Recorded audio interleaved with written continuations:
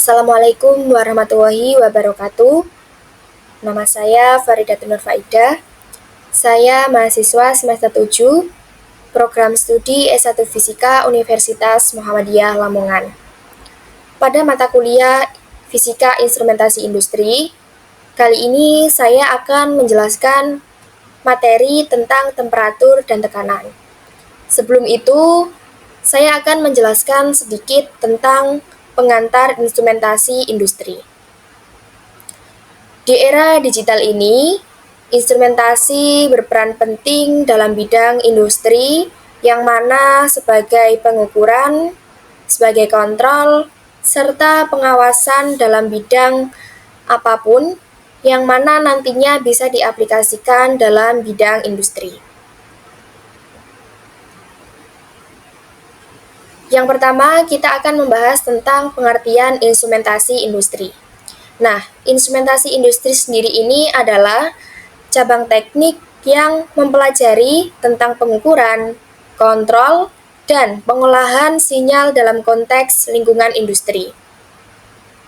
Instrumentasi industri ini memiliki contoh-contoh alat yang digunakan untuk mengukur berbagai parameter seperti suhu, tekanan, aliran, level, kelembapan, dan kualitas lingkungan.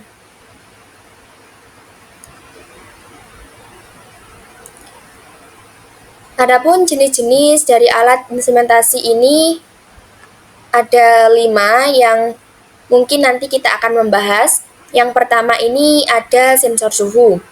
Dan yang kedua ada transduser tekanan. Yang ketiga ada alat ukur aliran. Yang keempat ada sensor level. Yang kelima ada sensor kelembapan. Dari kelima contoh alat-alat instrumentasi industri ini, nanti kita akan menjelaskan satu persatu. Yang pertama yaitu ada sensor suhu. Nah, sensor suhu ini adalah perangkat yang mendeteksi dan mengukur suhu panas maupun suhu dingin, suatu objek atau lingkungan, lalu mengubahnya menjadi sinyal listrik yang dapat dibaca atau diproses. Nah, contoh sendiri dari sensor suhu yaitu ada termometer, ada termostat, sensor DHT11, dan lain-lain. Yang kedua ada transduser tekanan. Nah, transduser tekanan ini adalah perangkat yang mengubah tekanan, baik tekanan cair atau gas, menjadi sinyal listrik yang dapat diukur, seperti tegangan, arus, atau frekuensi. Contohnya yaitu ada piezoelektrik, dan yang kedua ada pengukur regangan.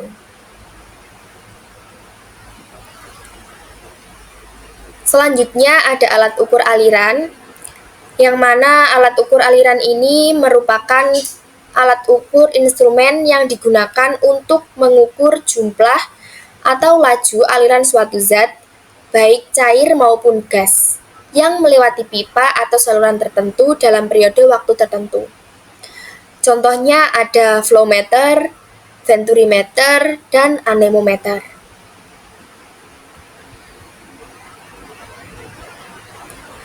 Selanjutnya ada sensor level. Sensor level ini adalah perangkat yang digunakan untuk mendeteksi, memantau, mengukur ketinggian suatu zat dalam wadah atau tangki seperti cairan, padatan bubuk, atau zat granular. Dari sensor level ini contohnya yaitu ada sensor radar, sensor kapasitif, dan sensor ultrasonik.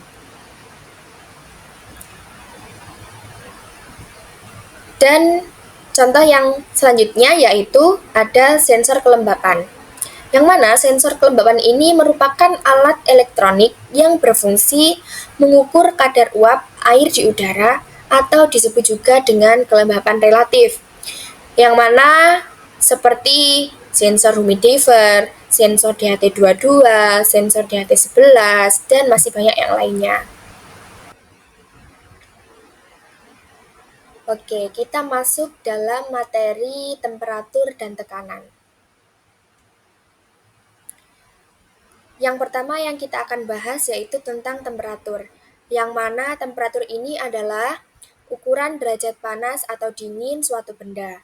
Secara fisika, temperatur menunjukkan energi kinetik rata-rata partikel penyusun zat. Nah, gambar yang merah ini menunjukkan suhu panas yang mana partikelnya itu bergerak secara cepat. Nah, yang biru ini, gambar ini menunjukkan suhunya dingin, yang mana partikelnya bergerak lebih lambat. Adapun 4 skala suhu utama, yang pertama ada Celsius, yang kedua ada Kelvin, yang ketiga ada Fahrenheit, dan yang keempat ada Reaumur. Nah, skala temperatur ini memiliki nilai titik didih yang berbeda-beda. Yang pertama ada Celsius, yang mana jika titik berada di titik beku air, nilainya ini adalah 0. Nah, ketika Celsius ini berada di titik didih air panas, maka nilainya adalah 100 derajat Celcius. Reaumur ketika berada di titik beku airnya, nilainya adalah 0 derajat reaumur. Ketika berada di titik didih air panas, ini nilainya sebesar 80 derajat reaumur. Ketika Fahrenheit nilainya adalah 32 ketika dia berada pada titik beku air. Sedangkan pada titik didih air nilainya sekitar 212 derajat Fahrenheit. Adapun yang Kelvin ini ketika berada di titik beku air nilainya sekitar 273 derajat Kelvin, dan sedangkan pada titik didih air nilainya sekitar 373 derajat Kelvin.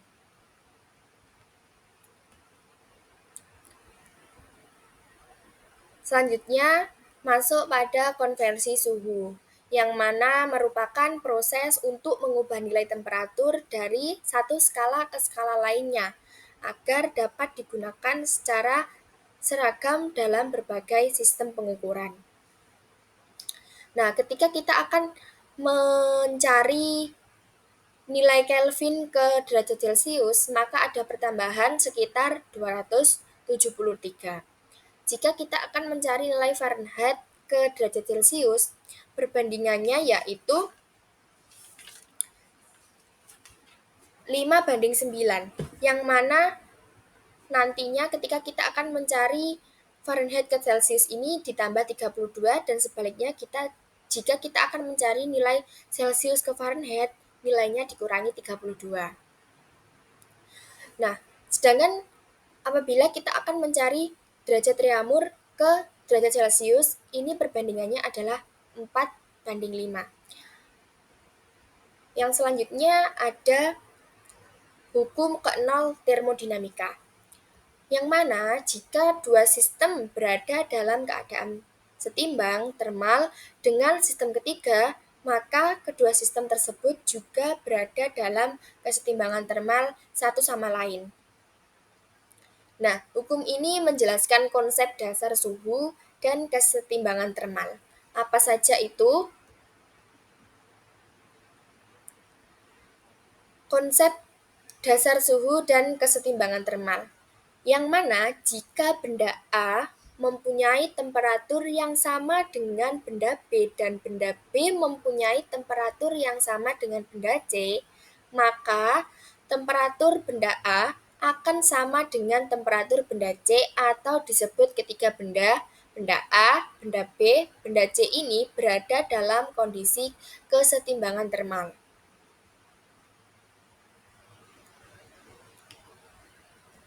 Bagaimanakah temperatur benda terbentuk? Gambar ini menjelaskan tentang proses temperatur benda terbentuk. Yang pertama ada gambar sinar matahari ini menjelaskan tentang sumber energi panas.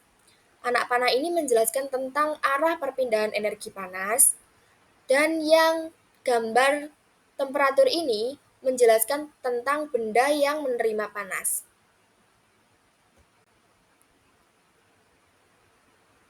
Nah, perpindahan panas ini ada 3. Yang pertama ada konduksi, yang kedua ada konveksi, yang ketiga ada radiasi. Yang pertama yaitu konduksi, yang mana merupakan perpindahan panas melalui zat padat tanpa disertai zat partikelnya. Bisa dilihat pada gambar dengan rumus Q sama dengan K kali A kali delta T kali T per L. Yang mana Q ini adalah kalor yang berpindah, K ini merupakan konduktivitas termal bahan, A ini luas penampang, delta T selisih temperatur, L-nya adalah panjang atau tebal bahan, dan T-nya adalah waktu. Dan yang kedua adalah ada konveksi, yang mana konveksi ini merupakan perpindahan panas yang bersamaan dengan zat partikelnya. Yang dirumuskan yaitu Q sama dengan H kali A kali TS min T tak hingga. Yang mana Q ini adalah laju perpindahan panas, hanya ini koefisien konveksi, A-nya adalah luas permukaan, TS merupakan suhu permukaan benda, dan T tak hingganya ini adalah suhu fluida di sekitarnya. Yang ketiga ada radiasi, yang merupakan perpindahan panas tanpa melalui medium atau perantara. Bisa dilihat secara langsung gambarnya, yaitu prosesnya adalah secara langsung. Yang mana dapat dirumuskan sebagai Q sama dengan C kali A kali T pangkat 4. Yang mana Q ini adalah energi radiasi, C-nya adalah konstanta Stefan Boltzmann, yang A ini adalah luas permukaan benda, T adalah suhu mutlak.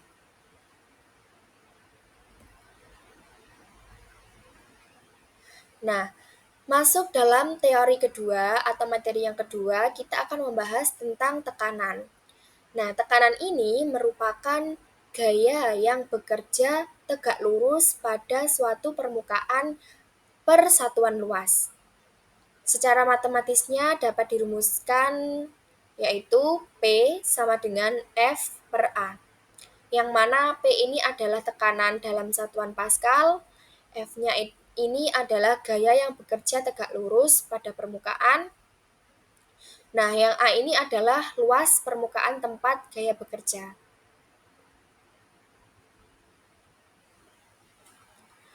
Adapun satuan tekanan dalam sistem internasional yaitu PA atau Pascal, di mana 1 PA ini sama dengan 1 N per meter kubik.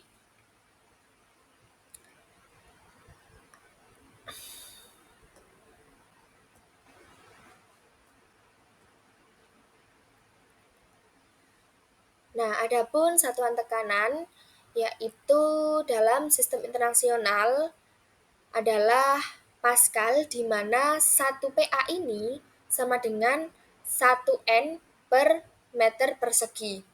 Persamaan ini dapat diartikan bahwa tekanan sebesar 1 Pascal terjadi jika sebuah gaya sebesar 1 Newton bekerja tegak lurus pada bidang seluas 1 meter persegi.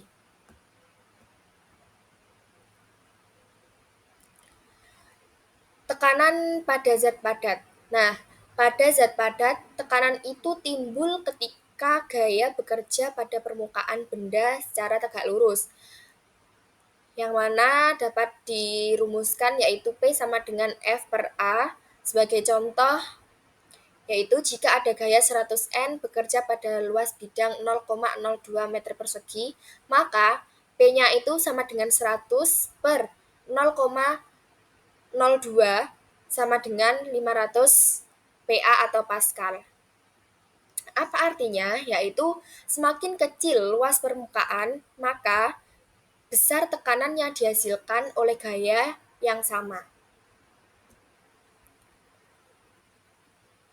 Selanjutnya ada tekanan pada zat cair atau fluida statis, yang mana pada zat cair ini tekanan timbul karena berat fluida di atas titik yang diukur. Atau bisa dirumuskan yaitu P sama dengan Rho kali G kali H. Contohnya, pada air dengan massa jenis 1000 kg meter kubik di kedalaman 2 meter. Maka P ini sama dengan 1000 dikali 9,8 kali 2 sama dengan 19.600 Pascal. Nah, dan yang selanjutnya ada tekanan zat gas atau fluida statistis. Gas ini juga memiliki tekanan akibat tumbukan molekul-molekul gas terhadap dinding wadahnya. Dapat dirumuskan yaitu P kali V sama dengan N kali R kali T. Yang mana P ini adalah tekanan gasnya, yang satuannya Pascal. V ini adalah volume gas, N-nya jumlah mol gas, R-nya konstanta gas, dan T-nya adalah suhu mutlak.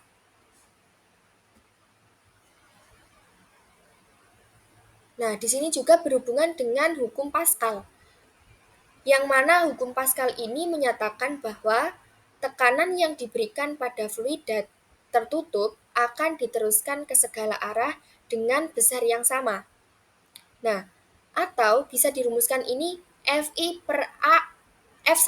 per A1 itu sama dengan F2 per A2.